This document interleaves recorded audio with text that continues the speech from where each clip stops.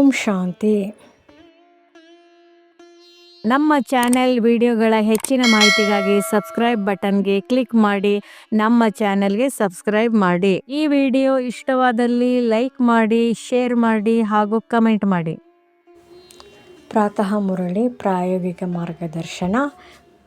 ವಿಷಯ ನೆನಪಿನ ಯಾತ್ರೆ, ಪಾಪಾತ್ಮದಿಂದ ಪುಣ್ಯಾತ್ಮ ಸ್ಥಿತಿ.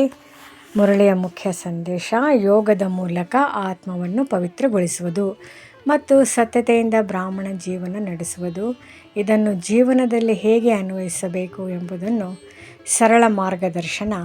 ಬ್ರಾಹ್ಮಣ ಜೀವನದ ಮೊದಲ ಪ್ರಾಯೋಗಿಕ ಹೆಜ್ಜೆ ಸತ್ಯ ಹೃದಯ. ಮುರಳಿ ಹೇಳುತ್ತದೆ, ತಂದೆಗೆ ಏನನ್ನೂ ಮುಚ್ಚಿಡಬಾರ್ದು. ಪ್ರಾಯೋಗಿಕವಾಗಿ ಹೇಗೆ? ಪ್ರತಿದಿನ ರಾತ್ರಿ 5 ನಿಮಿಷ ಸ್ವಪರಿಶೀಲನೆ ಮಾಡಿ. ಇಂದು ನನ್ನಲ್ಲಿ ಯಾವ ತಪ್ಪು ಆಯಿತು? ಯಾವ ವಿಚಾರದಲ್ಲಿ ದೇಹಾಭಿಮಾನ ಬಂದಿತ್ತು? ಯಾರಿಗಾದರೂ ದುಃಖ ಕೊಟ್ಟೇನಾ?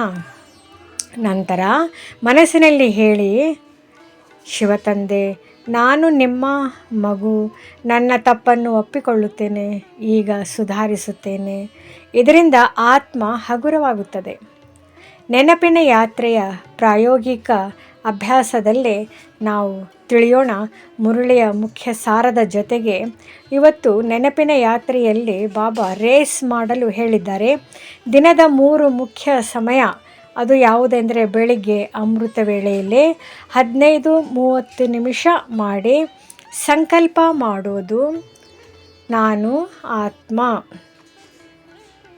ನನ್ನ ತಂದೆ ಶಿವ ಪರಮಾತ್ಮ ಆಗಿದ್ದಾರೆ, ನಾನು ಪವಿತ್ರ ಆತ್ಮ. ಕೆಲಸದ ನಡುವೆ ಕೂಡ ಸ್ಮೃತಿ ಮಾಡೋಣ. ಮುರಳಿ ಹೇಳುತ್ತದೆ, ಕೈ ಕೆಲಸದಲ್ಲಿ, ಬುದ್ಧಿ ತಂದೆಯಲ್ಲಿ. ಉದಾಹರಣೆ ಬಾಬಾ ತಿಳಿಸೋದೇನೆಂದರೆ, ಅಡುಗೆ ಮಾಡುವಾಗ, ವಾಹನ ಓಡಿಸುವಾಗ, ಕಚೇರಿಯಲ್ಲಿ ಕೆಲಸ ಮಾಡುವಾಗ, ಮನಸ್ಸಿನಲ್ಲಿ ನಾನು ಶಿವ ತಂದೆಯ ಮಗು. ರಾತ್ರಿ ಮಲಗುವ ಮೊದಲು 5 ನಿಮಿಷ ದಿನದ ಪರಿಶೀಲನೆ ಮಾಡಿಕೊಳ್ಳೋಣ. ತಂದೆಗೆ ಕೃತಜ್ಞತೆ. ಪಾಪ ತಪ್ಪಿಸಲು ಪ್ರಾಯೋಗಿಕ ಸೂತ್ರ. ಮುರಳಿಯಲ್ಲಿ ಬಾಬಾ ಹೇಳಿದಂತೆ, ಪಾಪ ಮಾಡಿದರೆ ಅದು 100ರಷ್ಟು ಆಗುತ್ತದೆ.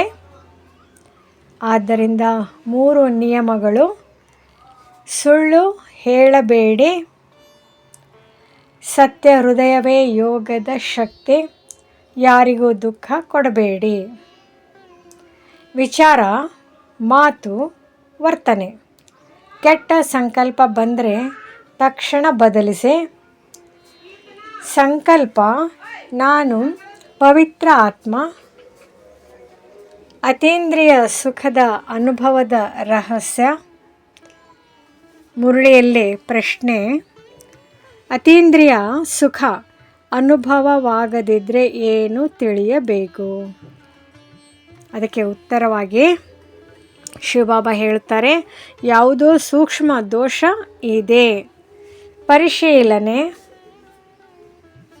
ದೇಹಾಭಿಮಾನ ಇದೆಯಾ?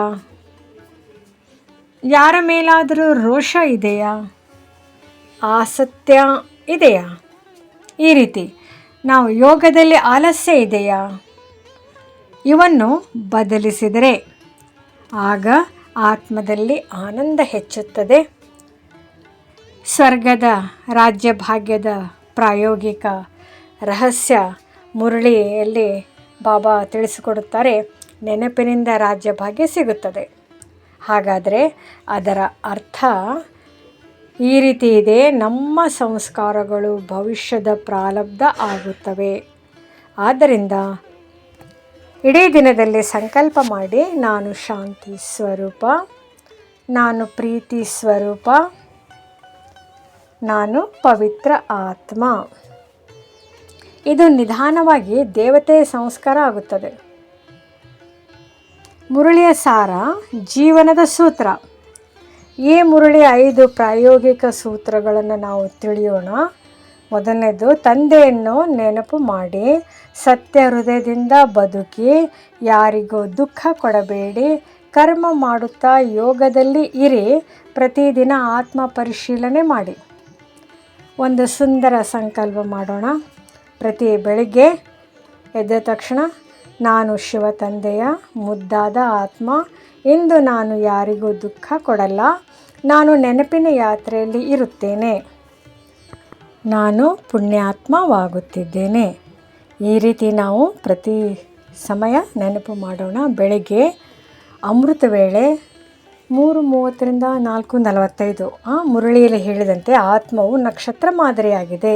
ಇಂದು ಅಮೃತ ವೇಳೆಯಲ್ಲಿ ಕುಳಿತಾಗ ನಿಮ್ಮನ್ನು ನೀವು ಒಂದು ಸಣ್ಣ ಬೆಳಕಿನ ಬಿಂದು ಎಂದು ಭಾವಿಸಿಕೊಳ್ಳಿ.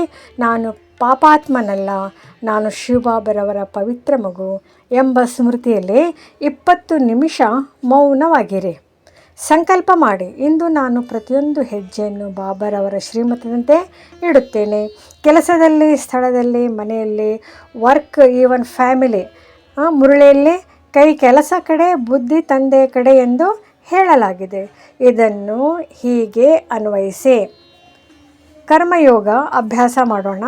ಅಡುಗೆ ಮಾಡುವಾಗ ಹಾಗೂ ಕಂಪ್ಯೂಟರ್ ಬಳಸುವಾಗ ಅಥವಾ ವಾಹನ ಚಲಾಯಿಸುವಾಗ ಪ್ರತಿ ಸಮಯ 1 ಗಂಟೆಗೊಮ್ಮೆ 1 ನಿಮಿಷ ಬ್ರೇಕ್ ಮಾಡಿಕೊಳ್ಳಿ. ಬ್ರೇಕ್ ತಗೊಳ್ಳಿ. ಬಾಬರವರನ್ನು ನೆನಪು ಮಾಡಿ, ನಾನು ಕೇವಲ ನಿಮಿತ್ತ ಮಾತ್ರ ಎಂದು. ಮಾಡಿಸುವವರು ಯಾರು? ಶಿವಬಾಬಾ ಎಂದು ನೆನಪಿಸಿಕೊಳ್ಳಿ. ಹಾಗೂ ಸತ್ಯವಂತಿಕೆ ಮನಸ್ಸಿರಲಿ. ಕೆಲಸದಲ್ಲಿ ಏನಾದರೂ ಸಣ್ಣ ತಪ್ಪಾದರೂ ಸಹ ಅದನ್ನು ನಾವು ಮುಚ್ಚಿಡಬಾರದು. ಬಾಬರವರ ಮುಂದೆ ಅದನ್ನು ಪ್ರತ್ಯಕ್ಷಗೊಳಿಸಿ ಮನಸ್ಸಿನಲ್ಲೇ ಒಪ್ಪಿಕೊಳ್ಳಿ. ಕ್ಲೀನ್ ಹಾರ್ಟ್ ಎಂದು ಹೇಳಲಾಗುತ್ತದೆ ಅಲ್ಲವೇ? ಇದರಿಂದ ನಿಮ್ಮ ಅತೀಂದ್ರಿಯ ಸುಖವು ಮಾಯವಾಗುವುದಿಲ್ಲ. ಸಂಬಂಧಗಳಲ್ಲಿ ಅಂದರೆ ರಿಲೇಷನ್ಶಿಪ್ಸ್, ಅದರಲ್ಲಿ ನಾವು ದೇಹಾಭಿಮಾನದಲ್ಲಿದ್ದಾಗಲೇ ಏನಾಗುತ್ತದೆ? ಪಾಪವಾಗುತ್ತದೆ ಎಂಬ ಎಚ್ಚರಿಕೆಯನ್ನು ಬಾಬಾ ನೀಡಿದ್ದಾರೆ. ಹಾಗೂ ಸಮರ್ಪಣಾ ಭಾವ. ಯಾರಾದರೂ ನಿಮ್ಮನ್ನು ನಿಂದಿಸಿದರೆ ಅಥವಾ ಕೋಪ ಮಾಡಿದರೆ ಅವರ ದೇಹವನ್ನು ನೋಡುವ ಬದಲು ಅವರ ಭ್ರುಕುಟಿಯ ಮಧ್ಯೆ ಇರುವ ಆತ್ಮವನ್ನು ನೋಡಿ.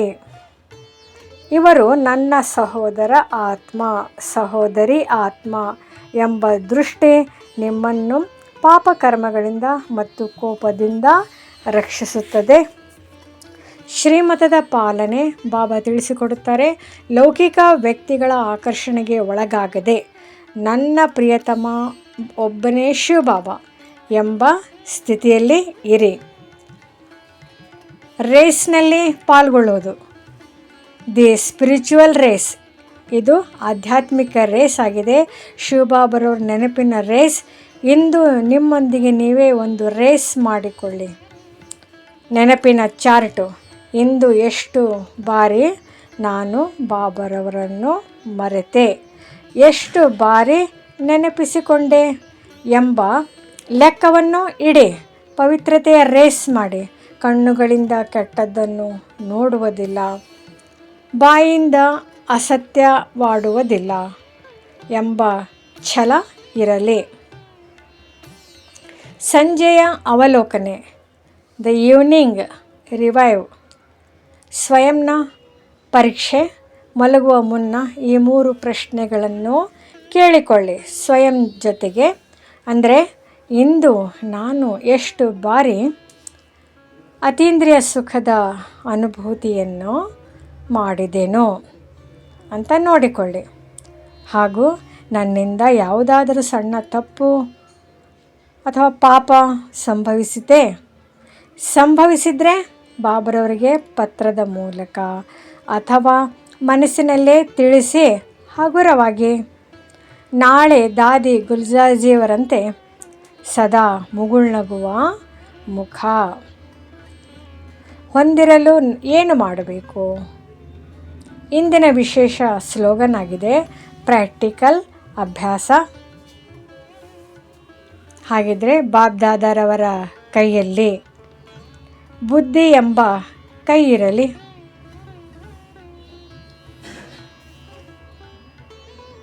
ಹೇಗೆ ಮಾಡುವುದು? ಯಾವುದೇ ನಿರ್ಧಾರ ತೆಗೆದುಕೊಳ್ಳುವ ಮೊದಲು ಬಾಬಾ ಈ ಕೆಲಸ ಮಾಡಲೇ, ನಿಮ್ಮ ಮತವೇನು ಎಂದು ಕೇಳಿ. ಬಾಬಾರವರ ಕೈ ಹಿಡಿದು ನಡೆಯುತ್ತಿರುವ ಮಗುವಿನಂತೆ ಅನುಭವ ಮಾಡಿ. ಆಗ ಪರೀಕ್ಷೆಗಳ ಸಾಗರದಲ್ಲಿ ನೀವು ಅಲುಗಾಡುವುದಿಲ್ಲ. ಓಂ ಶಾಂತಿ. ಈ ವಿಡಿಯೋ ಇಷ್ಟವಾದಲ್ಲಿ ಹೆಚ್ಚಿನ ವಿಡಿಯೋಗಳ ಮಾಹಿತಿಗಾಗಿ ನಮ್ಮ ಚಾನಲ್ಗೆ ಸಬ್ಸ್ಕ್ರೈಬ್ ಮಾಡಿ. ತಮಗೆ ವಿಡಿಯೋ ನೋಟಿಫಿಕೇಷನ್ ಸಿಗ್ತಾ ಇರುವುದು.